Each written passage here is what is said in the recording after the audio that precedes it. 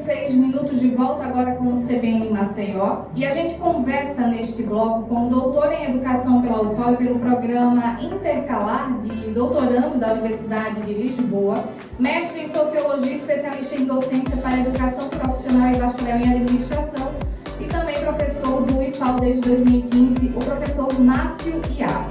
Nosso assunto aqui, sobretudo, principalmente, é educação.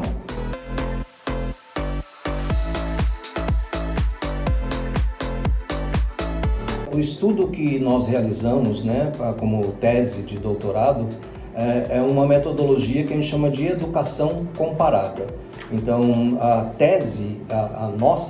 nossa proposição é defender uma inter-relação entre a profissionalidade dos professores e a efetividade de sistemas educacionais. É uma coisa até um tanto quanto lógica, né? Quanto mais profissionais os professores, mais efetivo vai ser o sistema educacional. Então, nós fizemos uma comparação entre o sistema nacional, brasileiro e finlandês. Só que, quando a gente pega a realidade, contextualiza, a Finlândia, por exemplo, a gente percebe que quando ela começou todas as reformas educacionais, ela era o país mais pobre da Europa. Os primeiros 14 quilômetros de estrada asfaltada na Finlândia foi na década de 60. Então, um país tão pobre como aquele, o que nós podemos aprender com o outro? O que nós podemos visualizar que existe lá e que talvez não exista aqui, ou que nós não estamos percebendo aqui? Então, quando a gente faz um estudo da Finlândia, a gente percebe que existem muitas coisas que nós podemos aprender com os finlandeses. Agora, contextualizando a educação finlandesa, hoje em dia ela é referência mundial. Não apenas por causa do PISA, que é aquela avaliação de larga escala da OCDE. Não apenas por isso. Tanto é que quando eu estive lá, muitos dos professores, a gente falava, nossa, vocês conseguem boas colocações no PISA. E eles falavam, nossa, mas nem sabia. Isso não é interessante para nós. O contexto da educação finlandesa é de uma educação extremamente voltada para a autonomia dos professores, a autonomia do Ministério da Educação para o desenvolvimento dos cidadãos, tendo no professor o principal agente de transformação desses cidadãos, preparando-os para um mundo em contínua transformação, que é o mundo de hoje,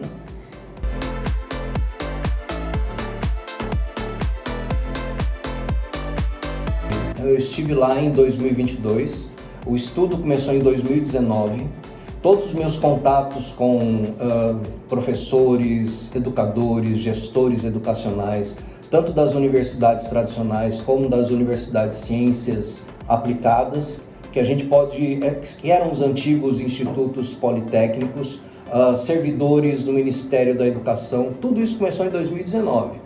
A identificação das políticas públicas voltadas para a educação, tudo foi a partir de 2019. Em 2022, eu fui para uma observação in loco, para confirmar tudo aquilo que eu já tinha conseguido através dos contatos remotos, com os educadores e gestores finlandeses. Daí, o que mais chama atenção, e é assim, eu fico sempre admirado com isso. Todos os pais que eu conheci, lá eu conheci brasileiros que eram casados com finlandeses, conheci professores finlandeses e sempre a primeira coisa que eles falavam, valores, os nossos valores sociais. Finlândia é um estado do bem-estar social, Não é um estado socialista, é um estado capitalista. Altamente industrializada. A Nokia é finlandesa. Então, mas o que eles mais enfatizaram para mim é a questão de que os valores da igualdade, da equidade e da colaboração era algo que eles não deixavam de considerar, de ressaltar na educação. Então, lá, todos os estudantes vão estudar nos mesmos tipos de escolas, São escolas públicas, gratuitas, 10% das instituições escolares da educação básica lá são privadas, porém é proibido lucratividade. Só para você ver uma grande diferença, né? Então a educação lá é tão levada a sério que não se pode perder o foco da educação no desenvolvimento dos valores sociais, no desenvolvimento dos cidadãos. Um desenvolvimento não apenas para desenvolvimento de mão de obra para o mercado de trabalho, mas o desenvolvimento do cidadão como um todo, crítico. Então, eles valorizam isso muito. Por isso que lá as escolas privadas são subsidiadas pelo Estado.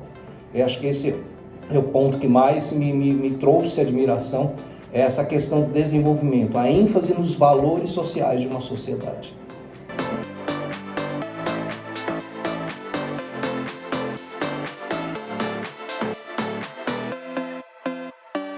A Finlândia sofreu muito com a Segunda Guerra Mundial, né? Então ela perdeu território, ela teve problemas com a Rússia, então com o nazismo também, com a Alemanha nazista. Depois da Segunda Guerra Mundial era um estado nacional devastado.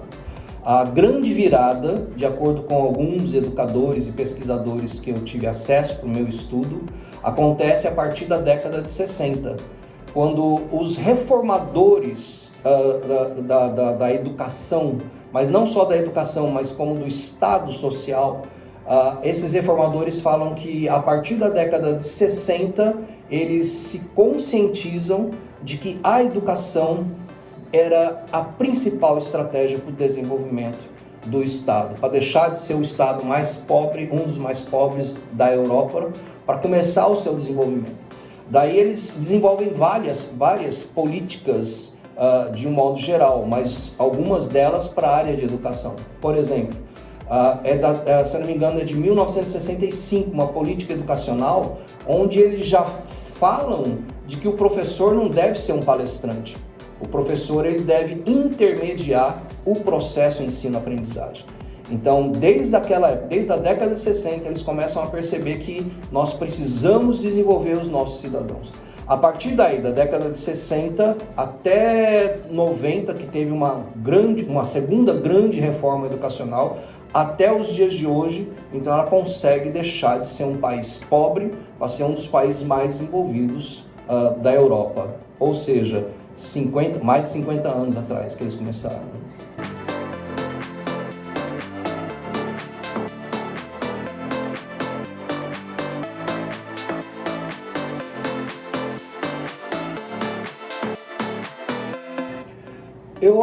Eu particularmente, essa é uma opinião pessoal minha e também tem alguns estudos que tratam sobre isso. Nós acreditamos sim que existe um pouco disso, mas o que existe mesmo são políticas públicas voltadas para a educação que não têm continuidade. Agora, por exemplo, a LDB de 1971, que foi elaborada pelos militares, ela tem um foco diferente da LDB de 1996. Os militares, eles realmente consideravam a educação subversiva. Então eles censuraram a educação, censuraram a cultura, tudo isso é notório, todo mundo sabe, está nos livros de história, certo? Então o foco da educação e para alguns políticos é preparação de mão de obra para o mercado de trabalho. Mas para outros políticos e outros educadores, a educação é muito mais do que isso, porque ela desenvolve a consciência crítica das pessoas. Então, uma sociedade formada por pessoas críticas, provavelmente elas não permitiriam o que acontece em termos de corrupção, em termos de políticos que não cumprem aquilo que prometem, instituições públicas morosas, né, que também não estão tão focadas no seu propósito. Então, uma população crítica, uma população dotada de criticidade, uma população que seja altamente desenvolvida, como é o caso dos finlandeses, eles não permitiriam que isso acontecesse.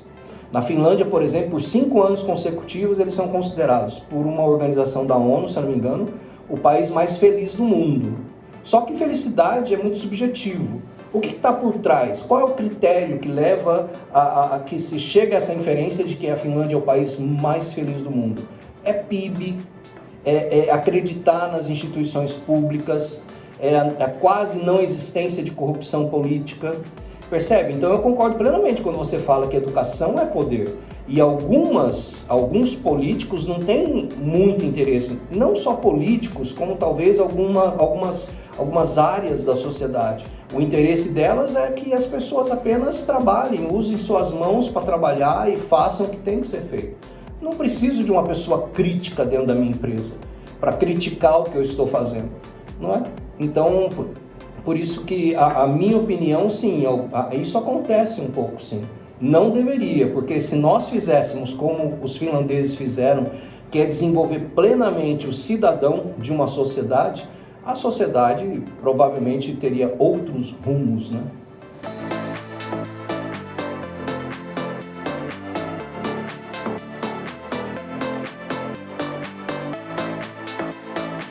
É como uma professora que foi membro da minha banca de defesa, né, do doutorado, e ela fala: Márcio, quando a gente faz um estudo comparado e conhece outros países, a gente passa a ter uma visão mais apurada. Menos para ver aquilo que nós não temos e mais para a gente ver o que nós não víamos antes, sabe? Então, quando a gente faz esse estudo comparativo e a gente conhece um país como esse, a gente começa a ver algumas coisas que nós não víamos antes. Por isso que, se eu faço uma comparação da Finlândia até com um estado como o de Alagoas, muitas pessoas, é uma piada de muito mau gosto, né? Mas não é. Não é, porque o que os finlandeses fizeram são coisas que são ações que nós também podemos ter, nós podemos desenvolver. 3 políticas públicas básicas na área de educação. Primeiro é o investimento na educação. O segundo é a continuidade das políticas educacionais. Como eu falei, da LDB de 71, depois veio a LDB de 96. São 2 políticas regulatórias nacionais que são diferentes, missão cidadã, a outra numa constituição mais autoritária, não é? Então, a gente percebe que não existe muita continuidade. Na Finlândia, isso vem desde 1970. De 10 em 10 anos mudando, né? Aprimorando, otimizando. Então, os 3 fatos que eu chamo a atenção realmente é esse: é investimento em educação. Puxa vida, uma sociedade, que é uma sociedade? É um grupo de pessoas com valores, com crenças, né, similares, dentro de um determinado território, que tem objetivos em comuns, não é? E dentro dessa sociedade se estabelece um processo socioeducacional, que é para o desenvolvimento desses cidadãos que fazem parte dessa sociedade, para viverem em vida social, em sociedade, e também para o mundo do trabalho, não é? Então, imagina só, desenvolvimento nesse processo socioeducacional é primordial para a vida em sociedade. Então, os finlandeses tomaram essa decisão na década de 70 e deram continuidade até os dias atuais. O segundo ponto, que é a continuidade das políticas educacionais, né? Eles na década de 70, eles resolveram não apenas na educação básica, mas também na educação superior. Então eles viram que era necessário que o desenvolvimento do cidadão para pesquisa e desenvolvimento. Nessa mesma época, o Brasil também teve um milagre econômico no governo militar. Só que não foi investimento em pesquisa e desenvolvimento, não foi o desenvolvimento das pessoas para a educação superior. Foi na construção de estradas, de logística, de hidrelétricas. Isso aumentou o PIB em 10%, então foi um milagre econômico brasileiro. Na Finlândia houve um milagre econômico também, mas o milagre econômico, como eu te falei, né, deixar de ser o país mais pobre a partir da década de 70, mas investindo no cidadão, não na construção de estradas, de hidrelétricas. Então, essa continuidade das políticas é importante. Agora, o terceiro ponto é o que mais chama atenção, que é o desenvolvimento dos professores, a valorização dos professores. Você tem uma ideia, Flávia?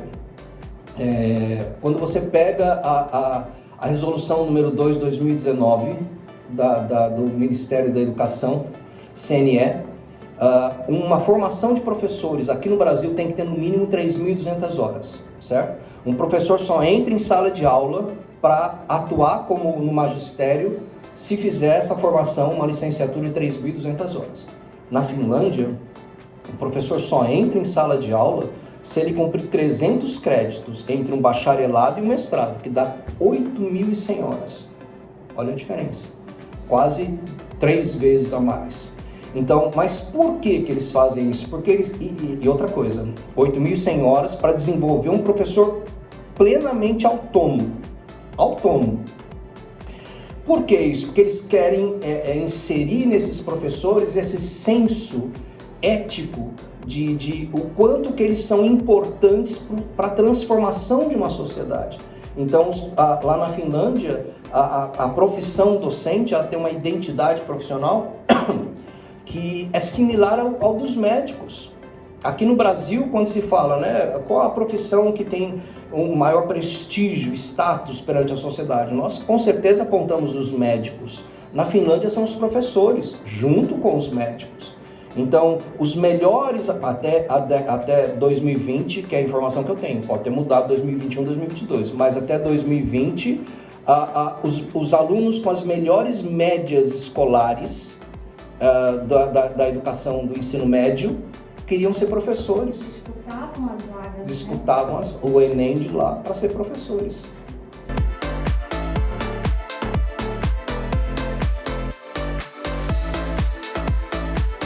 Eu particularmente, depois desse estudo, eu não tenho dúvida que eu teria que pensar naqueles que estão pretendendo valorizar a educação.